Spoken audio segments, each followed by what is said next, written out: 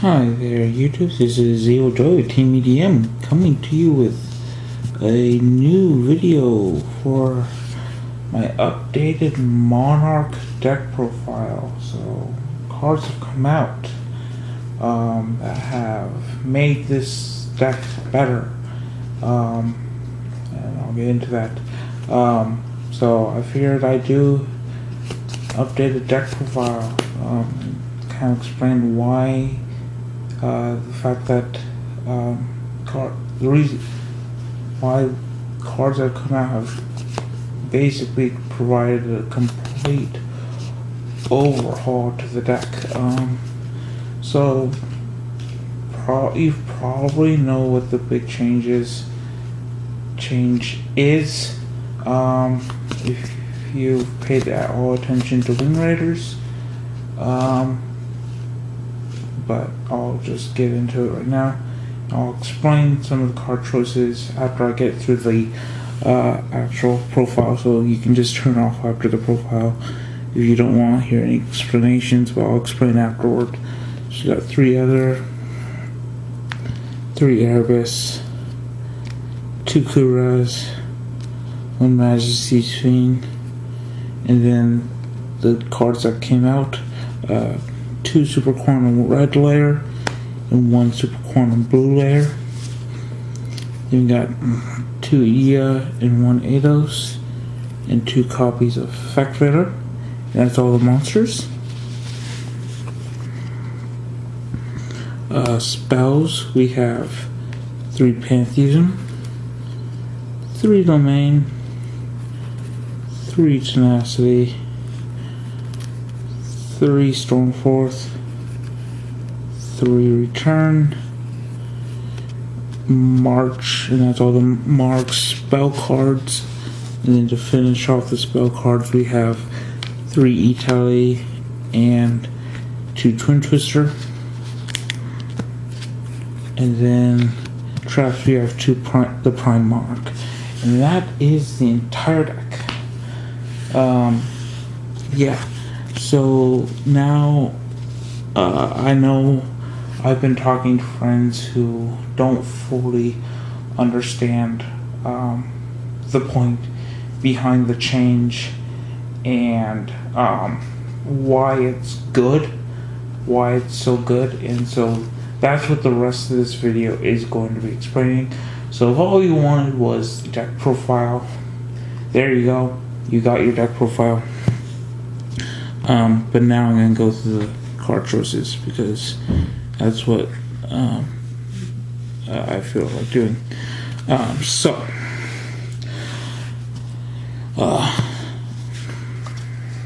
let's get into the... just show off the new cards again.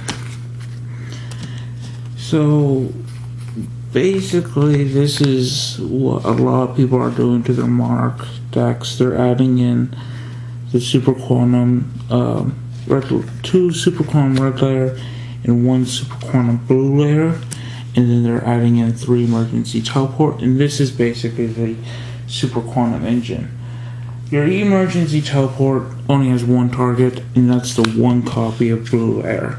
Now you may be going 3 Tally for 1 target. Isn't that excessive? And you go, no, because 1, you don't want to draw this. So you only want to run 1 because you more than not just don't want to draw this card. It can have a use. Like you can E-Tally it out of your hand, and you can Twin Twister it, use it for Twin Twister fodder. But that's just not getting the most out of your money right there. The Twin Twister is not as bad because you're basically not really losing anything for a Twin Twister. But E-Tallying it right out of your hand is extremely mediocre, and really you're just not getting your money's worth if you're doing that. It's still going to happen with that one, but hopefully by running at 1 it kind of reduces a little bit. Now you may be going, but you only have 1 target for 3 tallies Doesn't that make you tally dead draw? And the answer is no. Because of this thing's effect, or secondary effect. First effect is that it's normal or special summoned. I get to add a super quantum monster besides blue layer.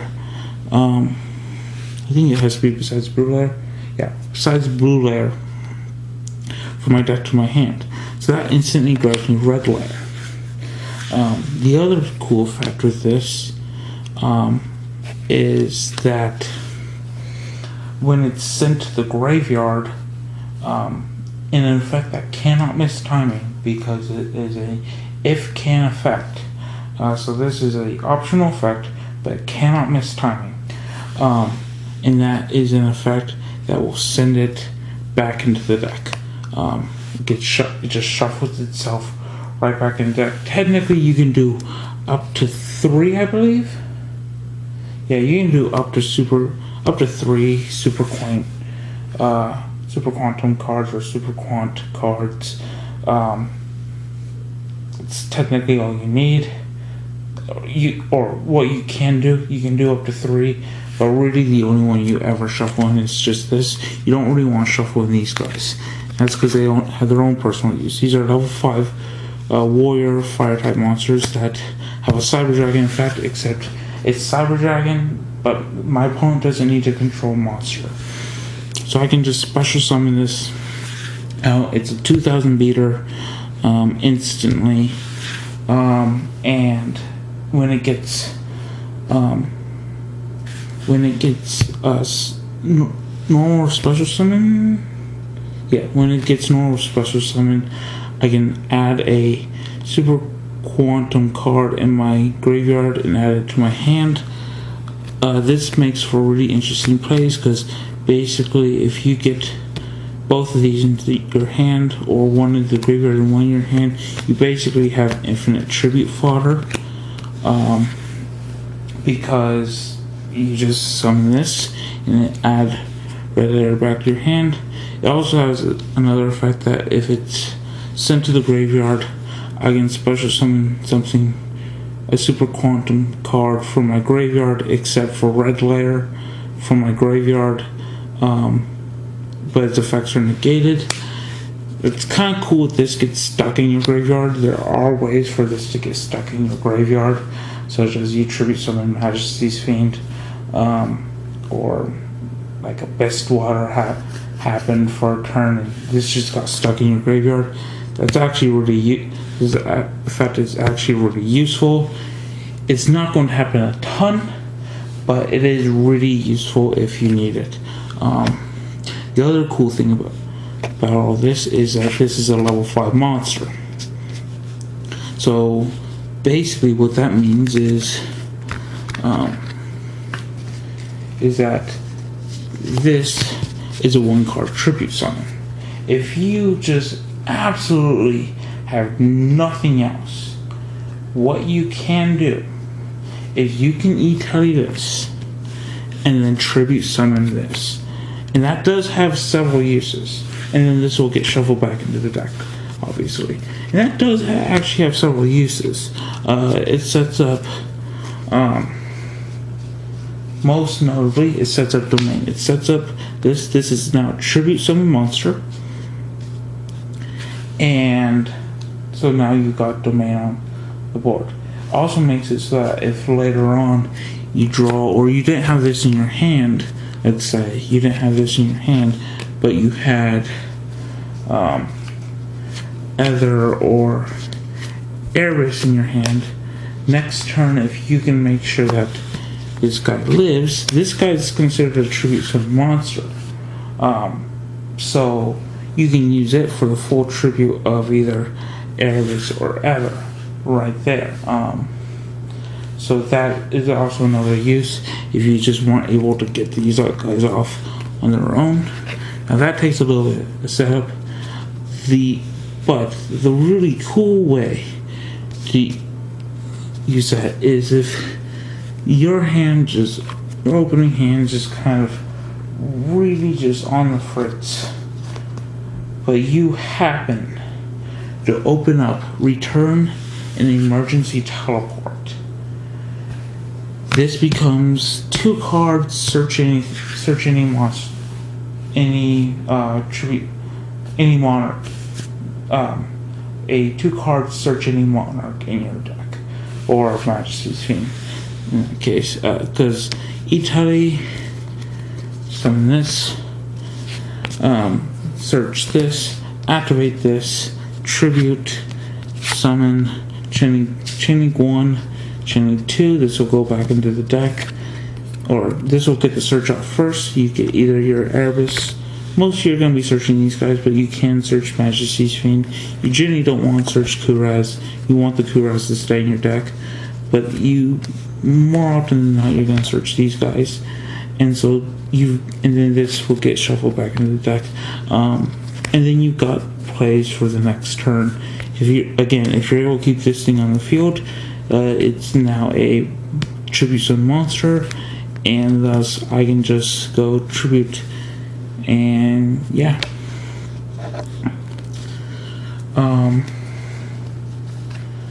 so that's some cool plays right there. And then basically what all this kind of leads to is just kind of creating different numbers in your deck.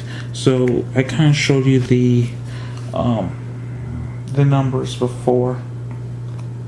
All the super common cards. You might have noticed a few big number changes.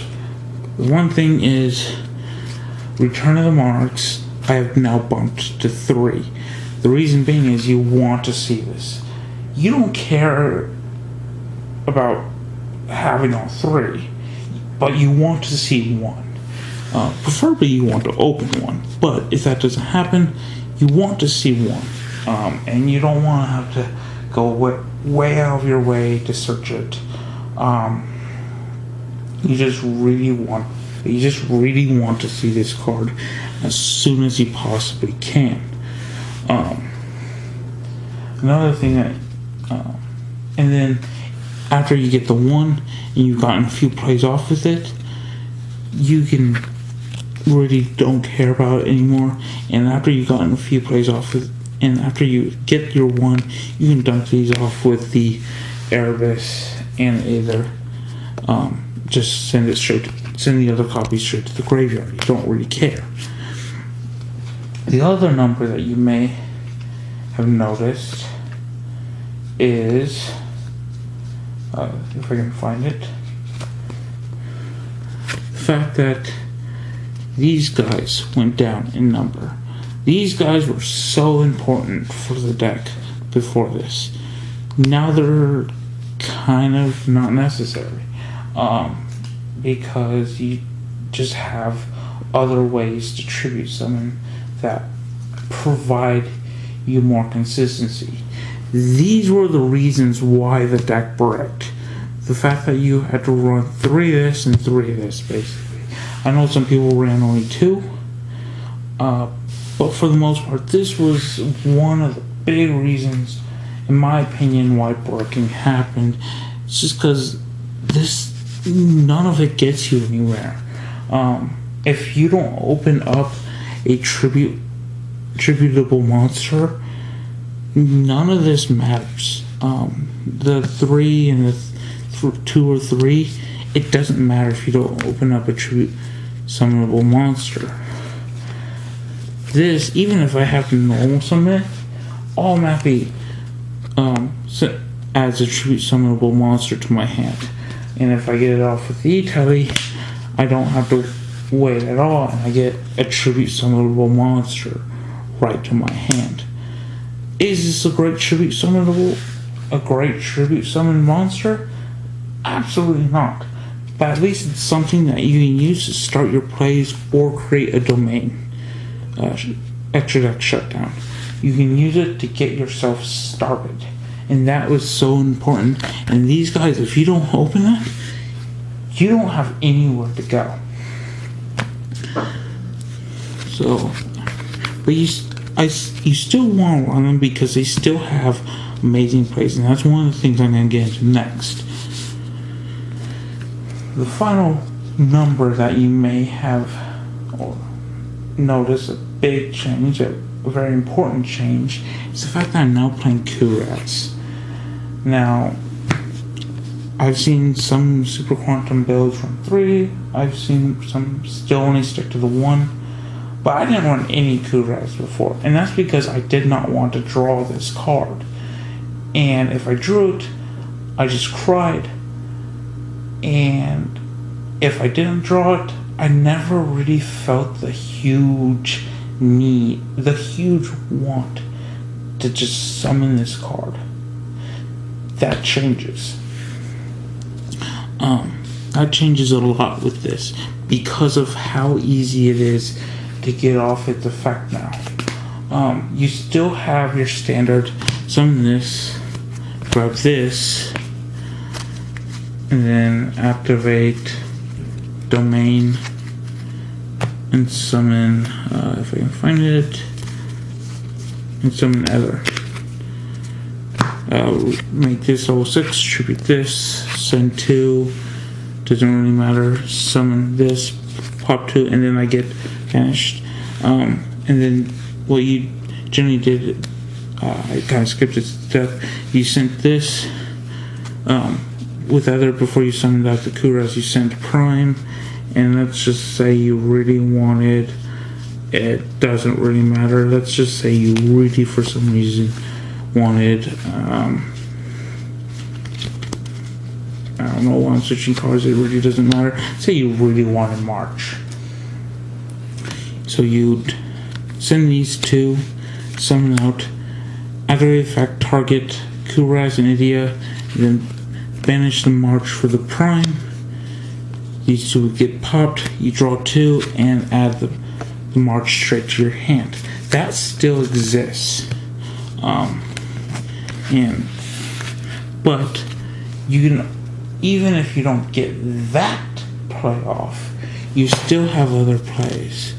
So mostly the whole, again, Italy, the blue, search red, so that's already a +1 right there. That's already a +1 right there.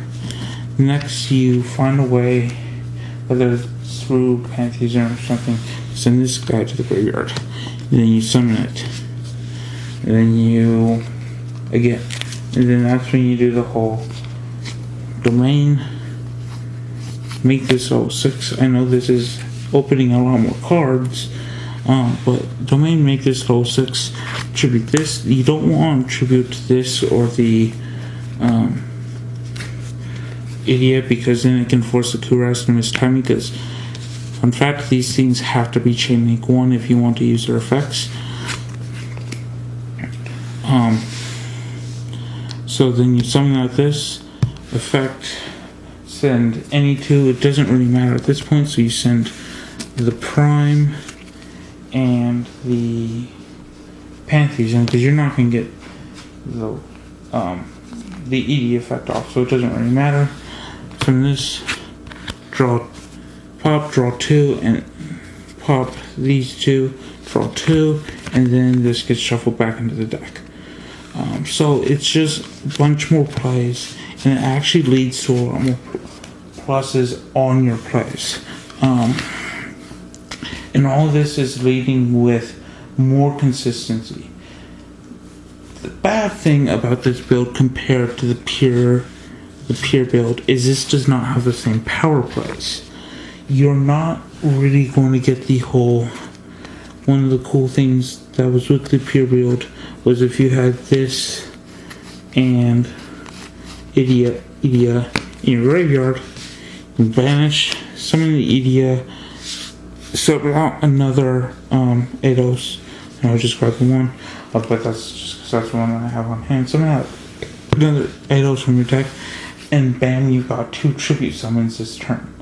That doesn't exist anymore. There's really no way to get 2 tribute summons in 1 turn with this build, but you don't really care because mostly what you're going for is the consistency. You're not going for those power plays anymore. those power OTK plays anymore. You're going for the consistent plays. And that's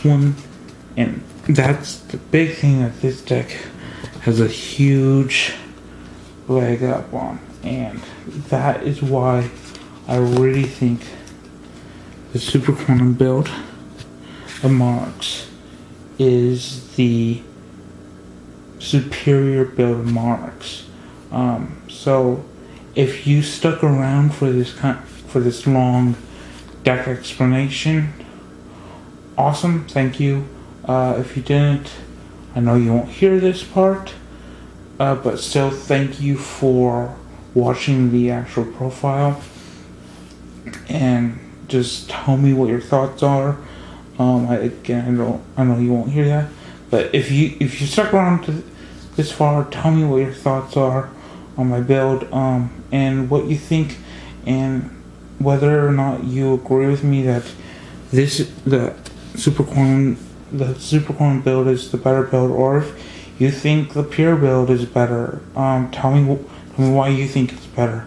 But yeah, I just want to make this this kind of explanation, because I know a lot of people at my locals are like, I don't understand why 6 cards makes that big of a difference, when in reality it makes a world of a difference. And so yeah, until next time, this is TeamEDM, and I am out. Thank you.